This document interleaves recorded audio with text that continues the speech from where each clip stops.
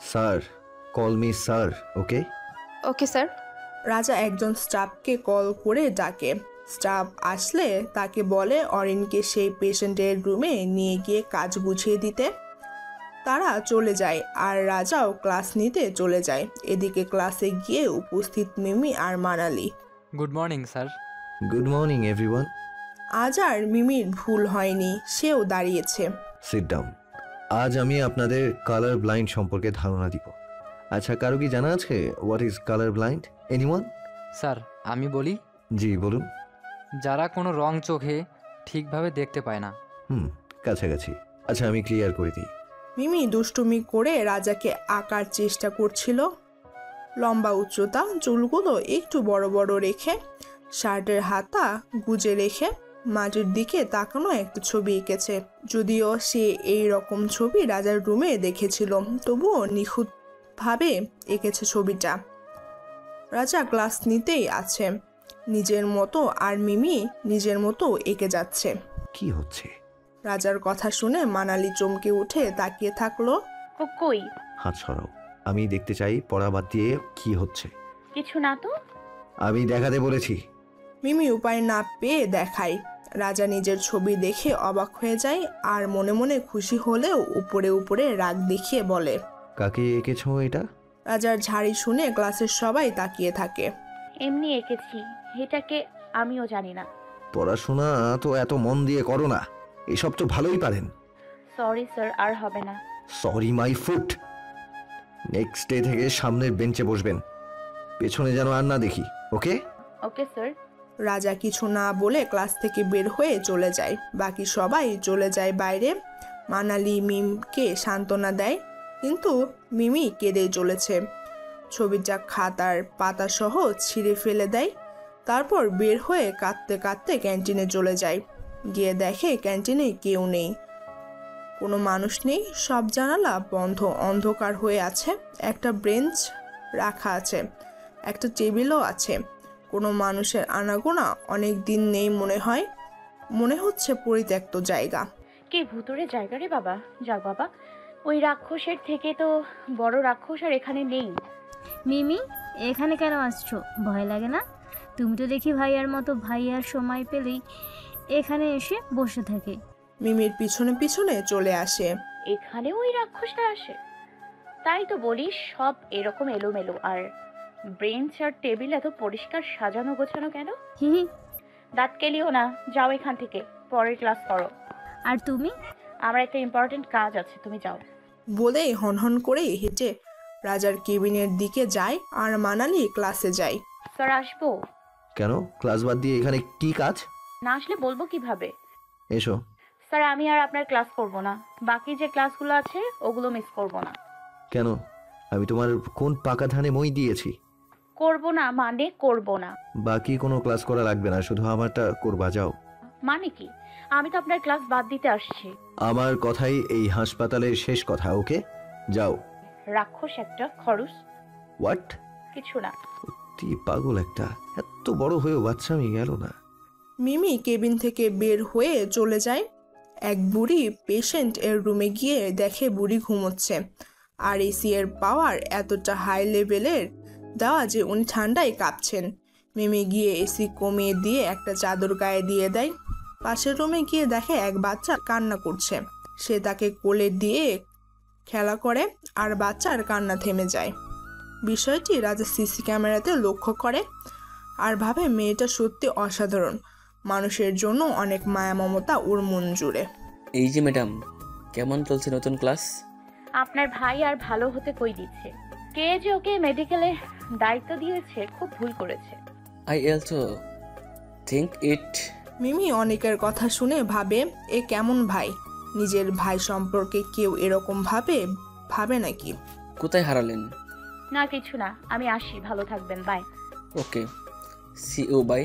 মিমি বের হয়ে মানালিকে নিয়ে বাড়ি যাওয়ার জন্য বের হয়। ঠিক সেই সময় রাজা অরিনকে নিয়ে আসে। মিমিকে আর মানালিকে গাড়িতে উঠিয়ে বসতে বলে। মানালি বসলেও মিমি জেদ করে না বসে উল্টো দিকে হাঁটা শুরু করে। রাজাও রাগ করে মিমিকে ছেড়েই চলে যায়। কি রে, এত দেরি হলো যে? রাজা কিছু না বলে রুমে চলে যায়। অরিনও রুমে যায় মানালিকে বলে। আম্মু, আমার ক্লাস ছিল তাই দেরি হলো। কিরে মিমি কোথায়? তোমার ছেলের সাথে ঝগড়া করে কোথায় যেন চলে গেছে। কোথায় যেন চলে গেছে মানে? এই সন্ধ্যায় মেয়েটা কোথায় গেল? হঠাৎ রাজা হেলমেট হাতে নিয়ে বাসা থেকে বের হয়ে যায়। রাজার মার বুঝতে বাকি থাকে না ও মিমিকে খুঁজতে যাচ্ছে। রাজা মেডিকেলের সামনে পাশে সব জায়গায় দেখে, পায় না। ওর বাসায় গিয়েও গোপনভাবে খোঁজ নেয়, যেন কেউ জানতে পেরে হামলা ঝামেলা না করে।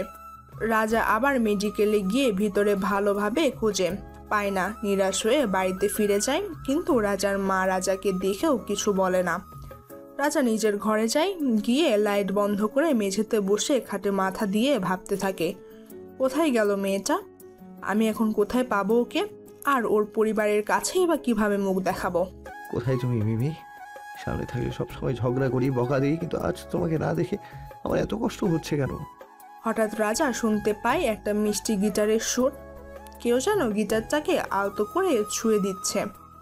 রাজা এগিয়ে বারান্দায় গিয়ে দেখে মিমি মেঝেতে পা ছড়িয়ে বসে আছে গিটারটা কোলে নিয়ে।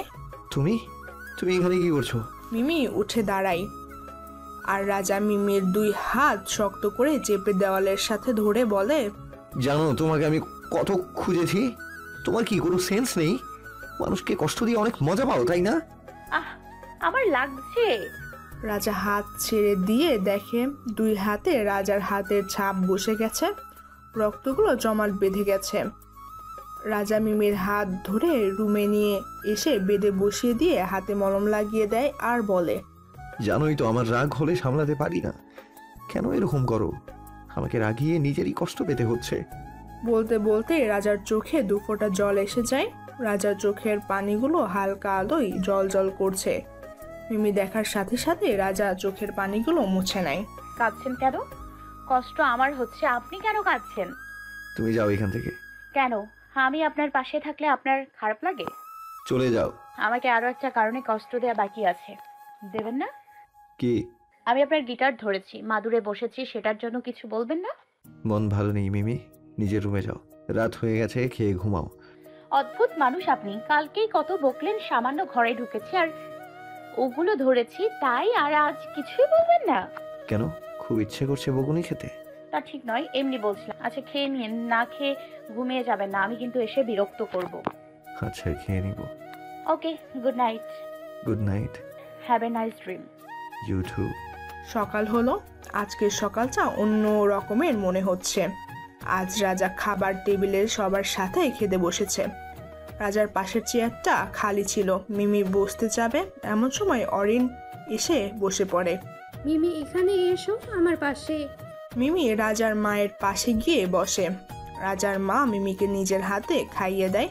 সেটা দেখে মানালি ছুটে এসে ভাগ নেয় খাওয়ার। অরিন এসব দেখে রাগে খাবার প্লেট সরিয়ে রেখে চলে যায় অফিসে একা একা। রাজা অবশ্য মিমির দুষ্টুমি দেখে রোজ রোজ নতুন জীবনের ছোঁয়া পাচ্ছিল। মানালি, তোরা আয়, আমি ওয়েট করছি গাড়িতে। ওকে। ভূতের মুখে রাম নাম জপ। এত শান্ত গলায় কথা কবে শুনেছি মনে নাই। রাজা চলে যায় বাইরে। আম্মু, তোমার ছেলের কি হলো বলো তো? পরি ভর করেছে নাকি? কেন? ওর ভয়েস, কথা বলার এক্সপ্রেশন দেখছো, পুরাই চেঞ্জ। আমি তো চাই ছেলেটা ভালো থাক, জীবনে তো আর কম কষ্ট পেল না। মানালি খাবার শেষ করে মিমির সাথে কলেজে যায়। একজন স্টাফ দৌড়ে এসে খবর দেয় একজন পেশেন্টের খুব শরীর অবস্থা খারাপ। রাজা ছুটে যায়, গিয়ে চেক করে দেখে পেশেন্ট মারা গেছে। সাথে সাথে পুলিশ আসে।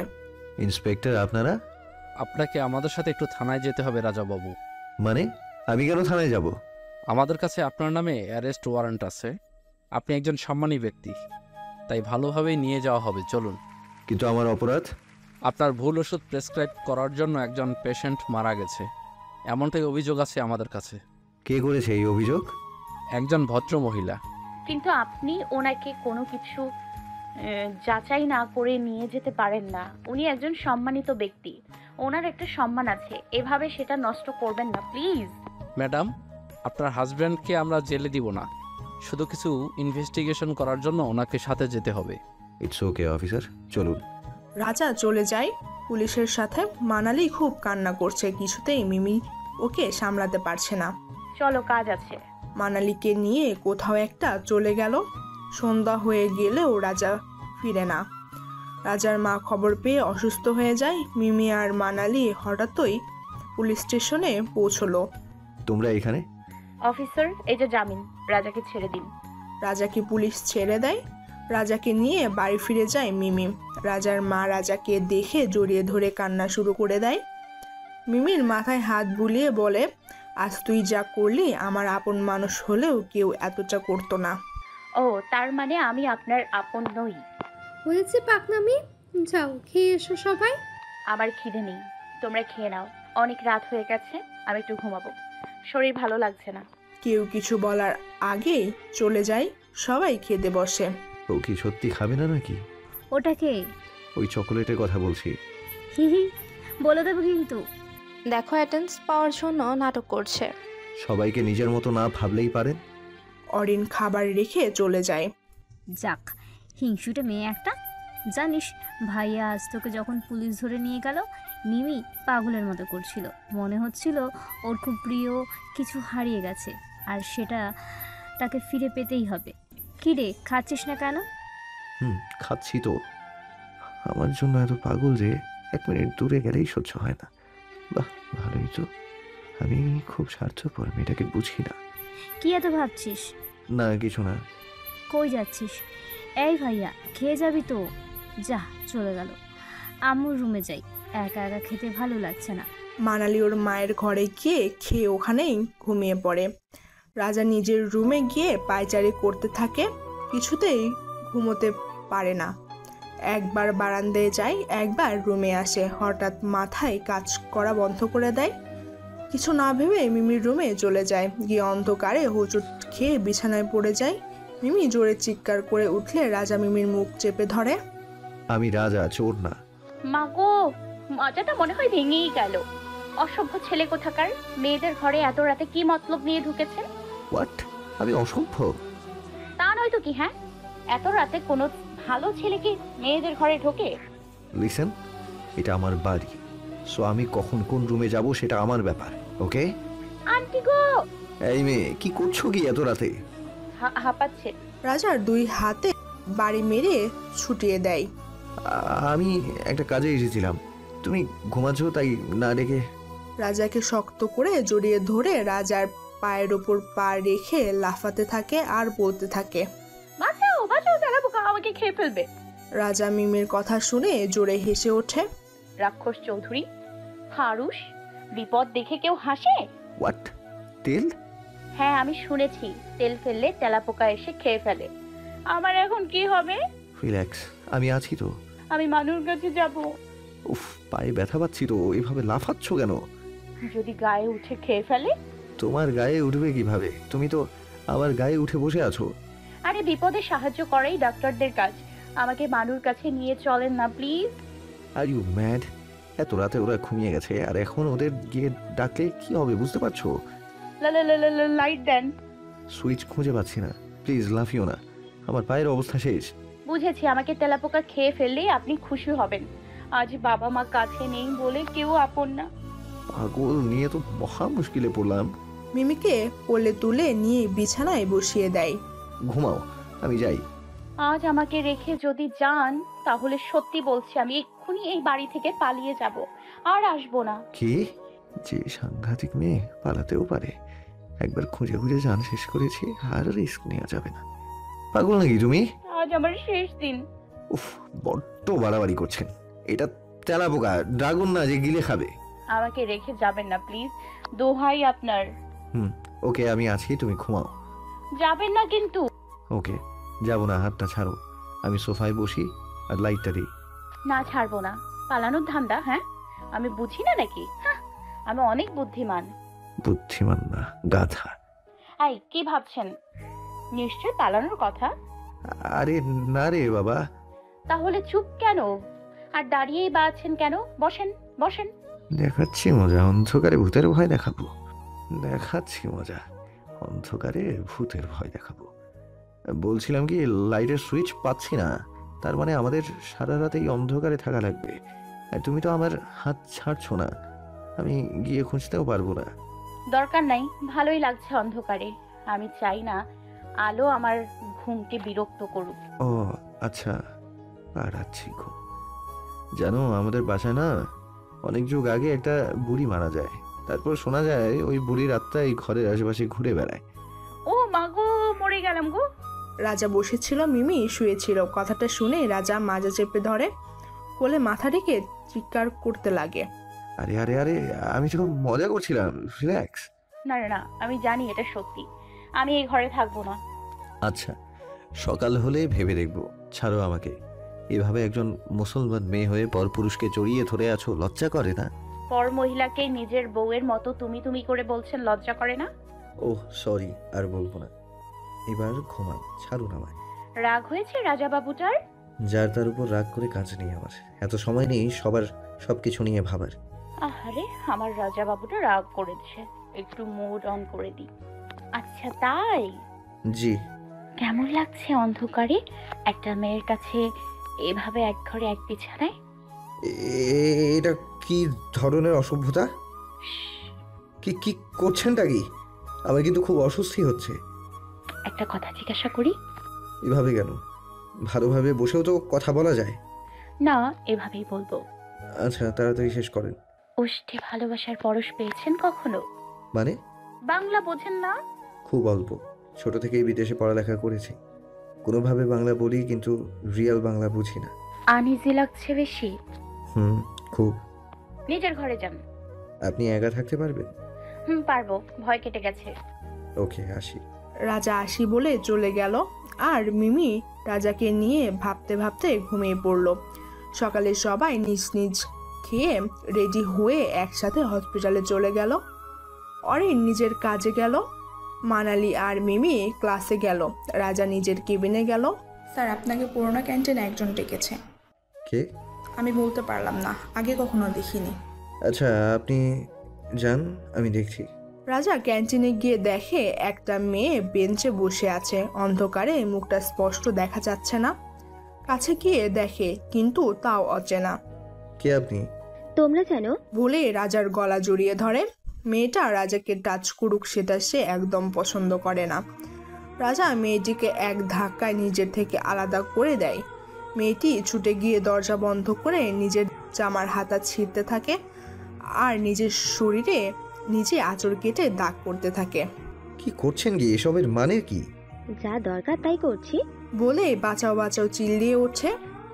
মেয়ের চিৎকার শুনে লোক জড়ো হয়ে যায়। মেয়েটি দরজা খুলে লোকের সামনে বলে রাজা ওর মানহানির চেষ্টা করেছে। রাজা অনেক চেষ্টা করেও কাউকে বোঝাতে পারেনি, এমনকি নিজের মা বোন রাজার বিরুদ্ধে গেছিল। একমাত্র মিমি রাজাকে বিশ্বাস করেছিল। পুলিশ রাজাকে আবারও গ্রেফতার করে। মানু, আমার সাথে যাবা একটু? না মিমি, আমি যাব না কোথাও। আর তুমিও ভাইয়াকে এই অন্যায় কোনো সাহায্য করবে না। ও যা করছে তার উপযুক্ত শাস্তি দরকার। ওরও তো বোন আছে, ও নিজের বোনের কথা ভাবলো না। অন্য কেউ যদি আমার সাথে এরকম করে ওর কেমন লাগবে? মানু, তুমি ভুল বুঝছো। তোমার ভাইয়া মোটেও সেই রকম না। দেখোই তো মেয়েরা ছুলে কিভাবে রিয়াক্ট করে। সব নাটক, মানুষের সামনে এই লুক নিয়ে থাকে। ভুল বুঝছো তো, পরে বুঝতে পারবা আমি ঠিকই বলেছি। তুমি কতটা চিনো? একটা হারানোর জ্বালা ও সবাইকে দিয়ে মেটাচ্ছে।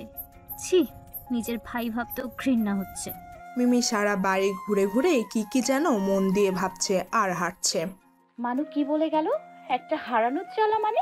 মিমি দৌড়ে মানুর ঘরে যায়, মানুর সাথে কথা শেষ করে বাইরে চলে যায়। কিছুক্ষণ পর রাজাকে ছাড়িয়ে নিয়ে বাসায় আসে, কিন্তু এতে রাজার মা বোন কেউ খুশি হয় না। সবাই মুখ ফিরিয়ে নিজ নিজ ঘরে চলে যায়। রাজা অবিশ্বাস দেখে খুব ডিপ্রেশনে পড়ে যায়। আপনি ঘরে যান, ফ্রেশ হয়ে নিন, আমি আসছি। বিকেল 5টা। মিমি রাজার রুমে খাবার নিয়ে গিয়ে দেখে রাজা রুমে নেই। ব্যালকনিতে বসে রাজা মনের সুরে গিটার বাজিয়ে গান গাচ্ছে, যদিও এই সুর কষ্টের।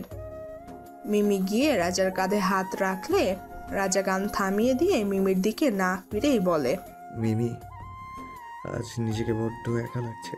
আমি আছি তো পাশে। কতদিন? আপনি যতদিন চান। যদি সারা জীবনের জন্য চাই, কি হলো? খেয়ে নেবেন, আসুন। আমার উত্তর চাই।